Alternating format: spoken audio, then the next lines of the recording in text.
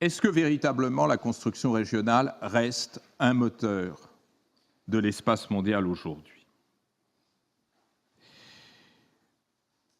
Je voudrais, à titre introductif de cette grande question, qui est peut-être la plus importante aujourd'hui dans l'espace mondial, signaler 3 problèmes. Premier problème, nous sommes entrés, et facilement depuis la fin des années 90, dans un blocage institutionnel partout. Bien sûr, nous avons d'abord en tête l'Union européenne. L'échec de la mise en place d'une véritable construction européenne, l'échec de la mise en place d'une véritable conscience citoyenne européenne, sur laquelle je reviendrai dans un instant, et donc ce sauvetage de l'Europe par recours aux solidarités sociales, aux logiques extra-institutionnelles, à ce que j'appelais tout à l'heure l'intégration par le bas. La question qui se pose, c'est peut-on, ici comme ailleurs, c'est-à-dire en Amérique latine, en Asie avec l'ASEAN, s'installer dans ce no man's land institutionnel, dans cette espèce de paralysie des institutions européennes qui vient presque dévertébrer nos organisations régionales. Deuxième remarque, l'échec un peu partout de la capacité de régulation économique des organisations régionales. À mesure qu'on entrait dans les crises, c'est-à-dire la crise asiatique de 1997, la crise mondiale, qui a d'abord été la crise occidentale de 2007, on a naturellement pensé que le degré d'intégration régionale un peu partout ferait le travail. Or, on s'aperçoit que la régulation économique ne se fait plus à l'échelle des régions, que ces régions qui avaient été créées justement comme espace de régulation n'effectuent plus ce travail. Et enfin, troisième remarque, c'est un retour de plus en plus net et peut-être préoccupant du nationalisme, c'est-à-dire un retour vers des États, mais qui ne peuvent pas pour autant répondre, et pire qu'un retour vers les États, le retour vers une stratégie de cavalier seul. Ce que nous ne pouvons pas faire ensemble dans les blocs régionaux, peut-être que nous pouvons le bricoler tout seul. Et donc, face à une régulation économique régionale qui ne s'effectue pas, le choix du cavalier seul devient un choix de plus en plus déterminant. Alors, essayons de reprendre ces 3 paramètres. D'abord, le blocage institutionnel. Je voudrais vous en donner une illustration, qui est l'échec manifeste d'une politique étrangère et de sécurité commune en Europe, érigée par les accords de Maastricht en 3e pilier, et devait déboucher sur une politique de défense commune. Vous savez aussi que par le traité de Lisbonne, l'Europe se dotait d'un haut représentant pour les affaires étrangères et la politique de sécurité, qui avait vocation à être d'autant plus important qu'il devait fusionner avec le commissaire européen aux relations extérieures et s'imposer comme vice-président de la Commission européenne. Ce rôle a été dévolu à Javier Solana, qui de manière significative sortait de ses fonctions de secrétaire général de l'OTAN, et a échoué aujourd'hui à Madame Ashton. En même temps, et c'est là que les espoirs de spillover ont été mis en échec, les chefs d'État et de gouvernement européens ont entendu maintenir la règle de l'unanimité sur toutes les questions de politique étrangère. Règle d'unanimité qui venait ainsi à se banaliser au moment où l'Europe s'est élargie. On est passé à la fameuse Europe des 27, des 25 d'abord, puis des 27 et des 28 aujourd'hui, c'est-à-dire unissant des États dont la politique étrangère d'origine était encore plus différente aujourd'hui qu'elle ne l'était hier. Autre remarque, l'espoir gaullien que la France agisse comme moteur de la fabrication et de l'élaboration d'une politique étrangère commune est maintenant complètement évanoui dans la mesure où cette diversité des politiques étrangères et des diplomaties rend impossible la définition d'une ligne commune. Alors, on s'est entendu pour privilégier un certain nombre de missions qui devaient fonder cette politique étrangère européenne, à savoir sauvegarder les valeurs communes, assurer la sécurité de l'Europe, participer effectivement à la définition de la paix et de la sécurité internationale, renforcer la coopération entre les nations et promouvoir la démocratie et l'état de droit. Alors, il y a eu des moments d'avancée, il y a eu des moments de réalisation.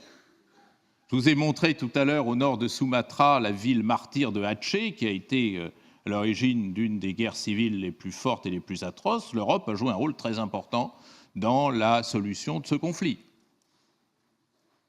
L'Europe a été très active dans l'invention à moitié ratée, mais dans l'invention quand même du Kosovo. Mais au-delà de cela, ce que vous constatez, on le voit bien à propos de la Syrie, comme on l'avait vu à propos du Mali, comme on l'avait vu à propos de la Libye, comme on l'a vu à propos de l'Irak. D'une part, il n'y a pas de convergence entre les États européens dans l'orientation d'une diplomatie commune, et d'autre part, la maigreur du cadre institutionnel mis en place enlève tout espoir que la dynamique institutionnelle puisse peu à peu installer l'Europe comme porteuse d'une politique étrangère commune.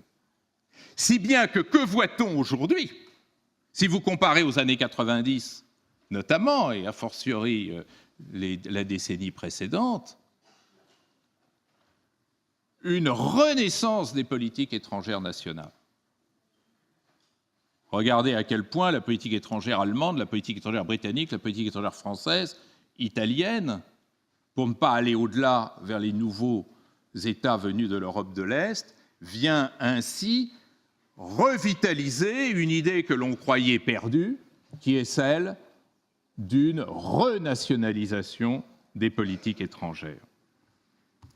Sur le plan maintenant de la régulation économique, il apparaît quand même, à travers la construction européenne, une singulière énigme. À savoir que dans 20 ans, 30 ans, 40 ans, 50 ans, les historiens s'étonneront. Comment a-t-on pu, au même moment, inventer une monnaie unique et stagner, voire régresser dans les abandons de souveraineté? Peut-on gérer une monnaie unique en préservant des souverainetés nationales qui ne seraient en nul point dépassées? Peut-on faire de l'intégration monétaire sans faire de l'intégration politique? Tout ce que nous savons par l'histoire est là pour montrer que l'invention de la monnaie a été le support de la souveraineté des États qui se construisaient, notamment dans l'histoire européenne médiévale et post-médiévale. Comment peut-on poser l'équation d'une nouvelle monnaie unique tout en maintenant les souverainetés d'hier?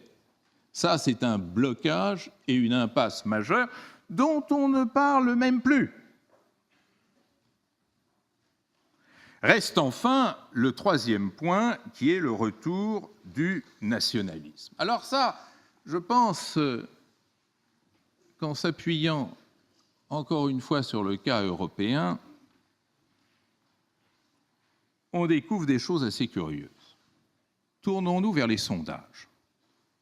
Que nous apprennent les études d'opinion publique? Parce que le nationalisme, vous ne pouvez pas le mesurer hors de la prise en compte des comportements sociaux et politiques. Qu'est-ce qu'on apprend? On apprend que les Européens sont d'accord entre eux pour dire qu'ils partagent les mêmes valeurs et que ces valeurs sont différentes des valeurs nord-américaines. Il y a incontestablement une prise en compte d'une spécificité européenne qui est opposée à la spécificité américaine. 82% des Britanniques nous disent que les valeurs européennes sont distinctes des valeurs nord-américaines. 89% des Néerlandais, 85% des Français, 79% des Allemands, mais aussi 83% des États-Uniens qui disent effectivement que notre système de valeurs est différent des valeurs européennes. C'est-à-dire qu'il y a incontestablement dans l'esprit des individus l'idée qu'il y a un système de valeurs communément partagé par l'Europe. Mais en même temps, et c'est probablement sur cette base qu'il faut redécouvrir le nationalisme, il y a, s'affirmant de plus en plus clairement, une formidable dynamique de ce que la science politique appellerait un comportement d'aliénation politique. Qu'est-ce que c'est que le comportement d'aliénation politique? C'est un concept de science politique qui dit se sentir étranger à quelque chose. L'aliénation politique, c'est se sentir étranger aux institutions de son propre pays. Dernier sondage. En 2008, un sondage indique que 50% des Européens ne comprennent pas le fonctionnement des institutions européennes. Comment voulez-vous être citoyen d'une communauté politique dont vous ne comprenez pas le fonctionnement des institutions? En 2007, vous aviez encore 60% qui étaient optimistes sur l'avenir de l'Union européenne. Ils sont moins de 50% aujourd'hui. Ça veut dire deux choses. Ça veut dire d'abord que le fossé entre les sociétés européennes et les institutions européennes ne s'est pas comblé. C'est-à-dire que toutes les tentatives de construire une citoyenneté européenne à travers l'élection du Parlement européen au suffrage universel, à travers la fameuse constitution, le traité constitutionnel européen, n'a pas fonctionné. Mais ça veut dire quelque chose de beaucoup plus grave. Ça veut dire aussi que la greffe démocratique n'a pas pris sur l'Europe. C'est-à-dire que l'un des aspects obligatoires du spillover n'a pas fonctionné. L'un des aspects obligatoires du spillover, c'était que la démocratie construite au niveau national passe au niveau de l'Union européenne. Que donc les individus aient un sentiment d'appropriation politique des institutions européennes. Ce phénomène ne s'est pas produit. Déficit de citoyenneté, déficit de démocratie, dans une ambiance générale qui est de dire la chose européenne est tellement technique et complexe qu'elle doit être laissée aux spécialistes et aux techniciens qui l'organisent. C'est-à-dire cette vision technique de l'Europe qui vient ainsi anéantir une vision politique et participative, fait que lorsque ça ne marche pas bien chez vous, non seulement votre faible confiance dans l'Europe ne permet pas de vous engager dans une identification des institutions européennes qui permettrait de résoudre vos propres problèmes, mais le responsable principal de vos échecs, de vos difficultés et de vos problèmes, c'est bien évidemment l'Europe. D'où effectivement cette surenchère nationaliste qui est d'autant plus utile qu'elle permet aux entrepreneurs politiques d'excuser ou d'effacer leurs échecs au niveau national. Ce phénomène est européen, mais il n'est pas exclusivement européen. Vous retrouvez dans le ralentissement et les échecs du Mercosur les mêmes symptômes. Vous retrouvez dans la stagnation de la production des institutions régionales dans les pays du Sud exactement le même phénomène. Alors, et je conclus là-dessus, je pense que l'on est en train de glisser lentement mais sûrement vers un nouveau stade de la mondialisation où les partenariats ne seront plus nécessairement pensés en termes de continuité géographique et territoriale, c'est-à-dire d'intégration régionale, mais peut-être sur un mode transrégional, c'est-à-dire s'entendre, construire des partenariats avec des États qui ne nous sont pas nécessairement voisins ni contigus, mais avec lesquels vous pourriez, à un moment donné du temps, partager un certain nombre de préoccupations communes.